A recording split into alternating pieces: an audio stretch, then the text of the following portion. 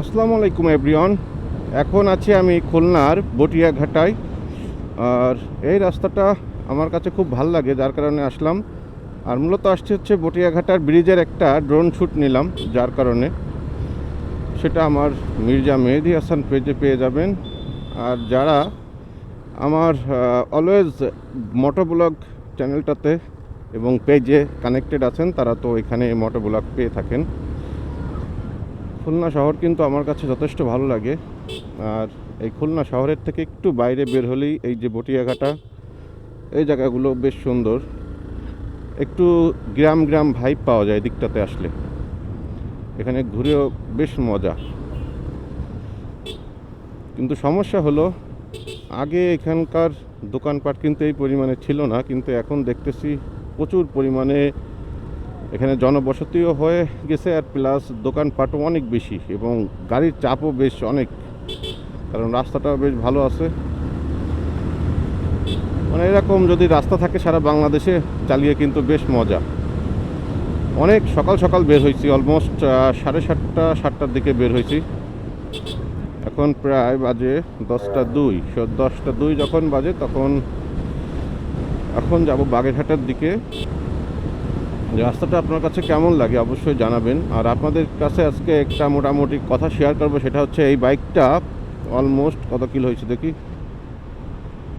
3015 kilometre হয়ে গেছে এই বাইকটা। সো খুব শীঘ্রই FZ25 এই যে বাইকটা আমি চালাচ্ছি দীর্ঘদিন ধরে, এই বাইকটার একটা আপনারা মোটামুটি 3000 কিলোমিটার রাইড রিভিউ আপনাদেরকে শেয়ার করব। তবে একটা কথা না বললেই নয়, সেটা হচ্ছে কি, এই বাইকটার আপনার খারাপ লাগতে পারে অনেক দিক, কিন্তু এই বাইকটার ভালো লাগার দিকটা কিন্তু যত চালাবেন তত বুঝবেন। যতটা ট্রল বা যতটা বদনাম এর করছি, তার থেকে প্রশংসার জায়গাটাও কিন্তু কম না। এই বাইকটার টোটাল রেসপন্স জিক্সারের মতো এতটা যে ধাক্কা মেরে স্টার্ট হবে ওরকম না, মানে এটা স্মুথলি ভালোই মানে রেডি পিক আপ আছে। আপনার মোটামুটি হাইওয়েতে বাস ট্রাক ওভারটেক করতে যতটুকু লাগবে ততটুকু পাওয়ার এই বাইকটাতে আছে। সো যারা পাওয়ার নিয়ে খুবই হতাশ, তারা আপনারা আসলে হতাশ হবেন না।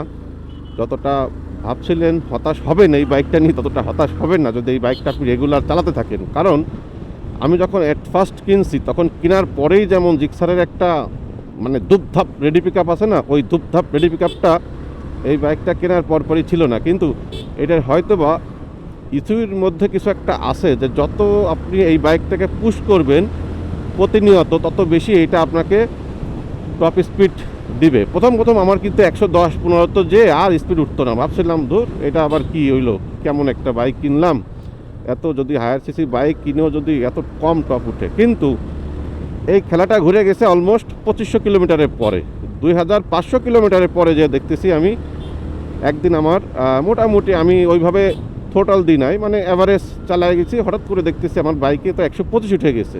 তো তখনই বুঝতে পারছি যে না, এটা যদি একটু রেগুলার টানাটানি করা হয় তাহলে টপ স্পিড একটু বাড়বে। একটু বলতে 30-35 হয়তো বা করা যেতে পারে, কিন্তু আপনার ওই জিক্সারের মতো 140-45 বা তারও বেশি এই এতটা উঠানো সম্ভব নয় এই বাইকটার।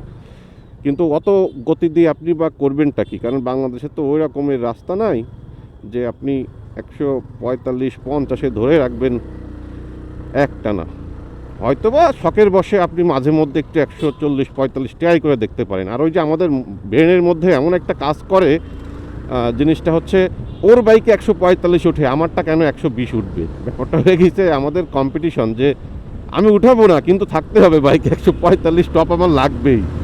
আমি জীবনে উঠাইছে কয়জন, অথচ মনের দিক থেকে হ্যাঁ আমারটার 145 উঠে, তোরটার কত উঠে। আরে বাবা, টপ যদি উঠানোর চিন্তা ভাবনা করেন তাহলে R15 নেওয়াটাই বেটার। কারণ R15 এর টপ বেশি, 150 সিসি সেগমেন্টেরও বাইক।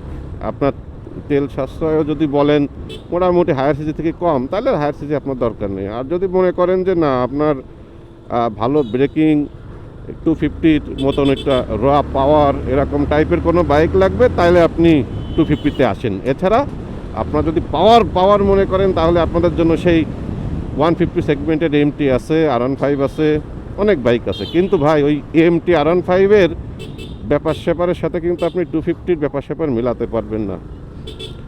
ওইটার টপ উঠাইতে যে কষ্ট হবে, যে ক্লেশ, সে তুলনায় এটা আরামসে কাভার করতে পারবে সেটা।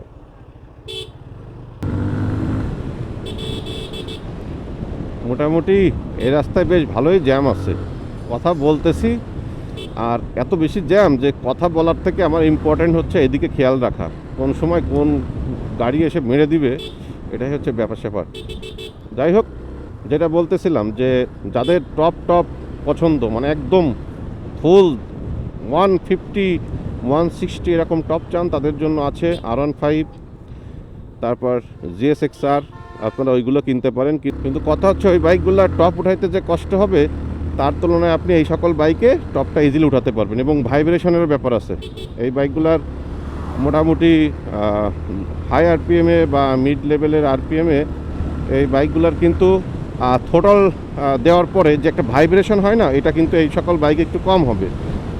কারণ সিসি মানেই কিন্তু আপনার কি বলে এটাকে, বাইকের টপ বেশি হবে, ব্যাপারটা এরকম না। ইঞ্জিনের যে স্পেস, এই স্পেসটা বেশি থাকে ওখানে, যে আপনার বিস্ফোরণটা হয়, হ্যাঁ, প্রতি সেকেন্ডে সেকেন্ডে যে বিস্ফোরণ হচ্ছে, আপনি থ্রোটল দিচ্ছেন, বিস্ফোরণ হচ্ছে, এই যে জিনিসটা, এটা অনেক জায়গা জুড়ে হচ্ছে, যার কারণে এটা কিন্তু আপনার অনেক বেশি জায়গা জুড়ে যদি একটা শক্তি ক্রিয়া করে, তো সেটার পাওয়ার একটু বেশি হবে স্বাভাবিক। আর অল্প জায়গার মধ্যে যদি একটা শক্তি ক্রিয়া করে, সেটা তো অবশ্যই আপনার শক্তি কম হবে। সো সিম্পল হিসাব, এখানে আপনাদের মানে মেকানিক্যাল যে একটা কঠিন জিনিস বুঝতে হবে এরকম কিছু না। তাহলে রয়্যাল এনফিল্ডের টপ কত হইতো? আমার তো মনে হয় ওইটা টপ হওয়া উচিত ছিল 200-250 এরকম। ওগুলো দেখে বিবেচনা করবেন না। তবে আমি মনে করি হায়ার সিসি বাইকের ভিতরে এখন পর্যন্ত কমফোর্টেবল এবং মাইলেজ মোটামুটি লুক্রেটিভ বলতে পারেন। কারণ কি, এই বাইকটার কোথাও গেলে আমি সবাই এই বাইকটাকে দেখতে আসি, ভাই এটা কি নতুন কোনো মডেল ইয়ামাহার, এই মডেলটার নাম কি? অনেকে আবার না বুঝে মনে করে FZ-এর যে নতুন একটা ভার্সন বেরোচ্ছে হাইব্রিড, অনেকে মনে করে যে ভাই এটা কি FZ ভার্সন 4 হাইব্রিড। আমি আরে না ভাই, এটা হাইব্রিড টাইব্রিড না, এটা হচ্ছে FZ25, এটা হচ্ছে একটা 250 সিসি বাইক, এটাই আর কি। তো তখন তারা আবার বুঝতে পারে যে না আসলে তাই। এখন আপনারা এইসব বলে তো বলেন যে শুধু দালাল দালাল বলতে থাকবেন, আমি নিজেও কিন্তু এই দালালের বিপক্ষে। যারা আমার পুরনো ভিডিও দেখছেন তারা বুঝতে পারবেন। কিন্তু হঠাৎ করে আমি যদি মাইন্ড সেট আপ চেঞ্জ করলাম কি না, এই বালের গাড়ি থেকে আবার এই বাইকটা সুনাম করতেছি, ব্যাপারটা এরকম না। আসলে কি বলে, এই বাইকটার অনেক ধরনের সমস্যা আছে। আমার নিজের যেমন যে অয়েল যে লিকেজ হতো, সেটা কিন্তু আমি নিজে নিজে ঠিক করছি। ওটা কেন হয়েছে সেটা নিয়েও আমি নেক্সট টাইম আপনাদেরকে একটা বিস্তারিত ভিডিও করবো না, এটা নিয়ে আমি নিজেই খুঁজে বের করছি। ইয়ামাহার কেউ এতবার খুললো, বাইকটা পুরো খুলছে, তারপরে কেউ ধরতে পারলো না। অথচ ছোট্ট একটা জিনিস যেটা আমি ধরে ফেলছি এবং আমি নিজে বাসায় বসেই সমাধান করছি। এখন আমার কাছে তো মনে হচ্ছে এই বাইকটা, আমি সাধারণত কোনো বাইক সহজে নাম্বার করি না। কারণ কি, আমি বেশি দিন চালাবো না, 2-1 মাস চালাই, 3 মাস চালাই বা 6 মাস চালাই বড় জোর। তো ওইভাবে নাম্বার করার প্রয়োজনীয়তা অনুভব করি না। আর আমি এলাকার বাইরেও যাই না যে আমার এতটা রিস্ক থাকে। তো যাই হোক, মোটামুটি এখন বাইরেও বেরোচ্ছি আর এই বাইকটার নাম্বারও করে ফেলতেছি, এই কারণে যে বাইকটা দীর্ঘদিন চালাতে হবে। কারণ ওই ইয়ামাহার একটা ব্যাপার আছে কি, সার্ভিসিংয়ের যে ব্যাপারটা, সেটা ইয়ামাহা আসলে বেস্ট একটা সার্ভিস প্রোভাইড করে, যেটা আবার অন্যান্য কোম্পানি পারে না।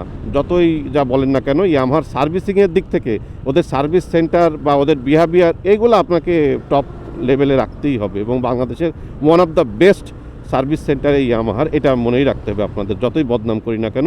হ্যাঁ, বদনাম অবশ্যই করব, কেন করব না? আমরা বাইকার, আমরা সবাই চাই সুলভ মূল্যে সুন্দর প্যাকেজে বাইকগুলো আসুক। কিন্তু কথা হচ্ছে, কোম্পানিগুলো বাইকের বিভিন্ন সুন্দর সুন্দর ফিচার বাদ দিয়ে বাইকের দাম রাখবে অনেক বেশি সুন্দর, এরকম তো হতে দেওয়া যাবে না। সেইখানে আমাদের প্রতিবাদ করতে হবে। যেখানে বাইকারদের স্বার্থ সংশ্লিষ্ট ব্যাপার আসবে, সেখানেই প্রতিবাদ করতে হবে। আর তো প্রতিবাদের কথা বলতে বলতে যেখানে চলে আসলাম, এটা হচ্ছে আমাদের খুলনার রূপসা সেতু বা খানজাহান আলী সেতু। এটার নাম হচ্ছে মূলত খানজাহান আলী সেতু, আর এটা রূপসা নদীর উপরে নির্মিত। এখান দিয়ে যানবাহন চলবে, দুই পাশ থেকে ভ্যান, অটো রিক্সা এগুলো চলবে। স্ট্রাকচারের দিক থেকে কিন্তু অনেক বেশি আকর্ষণীয়। এখন দেখেন, এখনও কিন্তু কুয়াশা কাটে নাই। অলমোস্ট 10টা 13 বাজে, তো এখনও কুয়াশা কাটে নাই। তাহলে বুঝেন আজকে শীত কেমন পড়ছে। আর আজকে আমি পাতলা জামা পরে আসছি, ভাবছিলাম ঠান্ডা পড়বে না, আজকে বেশি শীত পড়ছে। এখন আমি অলরেডি জমে গেছি, আমার গ্লাভসটাও আনি নাই, সব মিলে আমি শেষ। আজকে আমার ঠান্ডা লাগলে সব দায় এই কুয়াশার আর এই ঠান্ডার, আমার কোনো দোষ নেই।